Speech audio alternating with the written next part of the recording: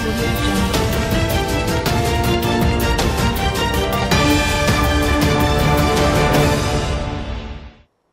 Selamat siang, kembali lagi bersama saya Leni Kartika dalam Exco Futures News. Berikut adalah berita seputar dolar dan emas untuk hari ini. Kurs dolar Amerika Serikat melonjak pada akhir perdagangan Kamis waktu setempat atau Jumat waktu Indonesia bagian Barat. Pada hari ini Jumat 19 Juni 2020, indeks dolar yang mengikuti greenback terhadap 6 atau utama lainnya naik 0,27% menjadi 97.4271. Penguatan tersebut terjadi karena para pedagang terus mencari tempat berlindung yang aman di tengah kekhawatiran atas kebangkitan infeksi virus corona di seluruh negeri.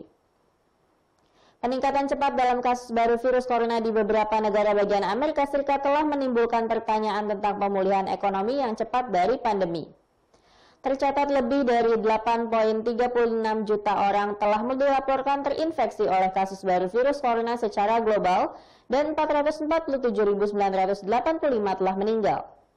Lonjakan infeksi baru di beberapa negara bagian Amerika Serikat dan pemberlakuan pembatasan perjalanan di Beijing untuk menghentikan wabah baru di sana telah berfungsi sebagai pengingat akan resiko membuka kembali kegiatan ekonomi sebelum vaksin ditemukan. Sementara itu, euro terakhir melemah 0,36% terhadap greenback ke level 1,120 dolar.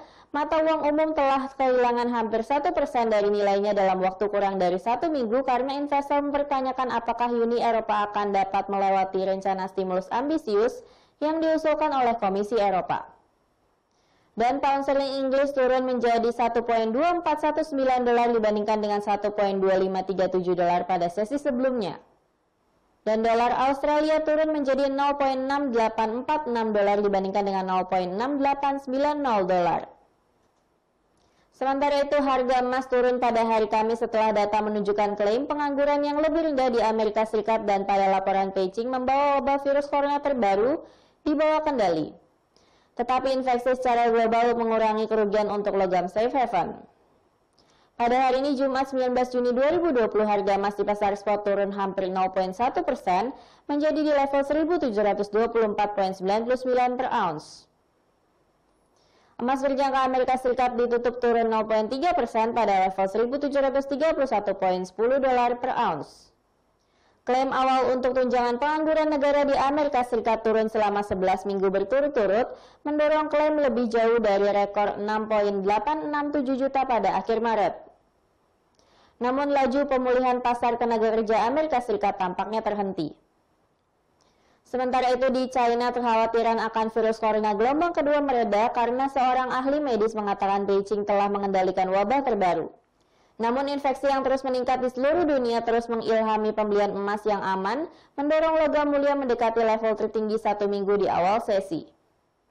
Hari ini akan diadakan Europe Economic Summit. Pertemuan ini akan membahas mengenai masalah dana pemulihan untuk menanggapi krisis COVID-19 dan anggaran jangka panjang Uni Eropa yang baru yang akan dilaksanakan melalui satelit. Hasil dari pertemuan tersebut akan berdampak tinggi pada euro. Pada pukul 19.30 waktu Indonesia bagian Barat akan rilis data Core Retail Sales Month-over-Month Kanada. Data ini akan berdampak tinggi pada Canadian Dollar. Untuk hasil rilis kali ini diperkirakan Core Retail Sales Month-over-Month Kanada akan turun 12,7%. Hasil rilis sebelumnya Core Retail Sales Kanada Month-over-Month berada pada level minus 0,4%.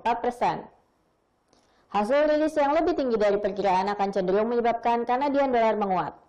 Sebaliknya, jika hasil rilis yang lebih rendah dari perkiraan akan cenderung menyebabkan Canadian Dollar melemah. Berikut adalah forecasting strategi serta support dan resistance untuk hari ini.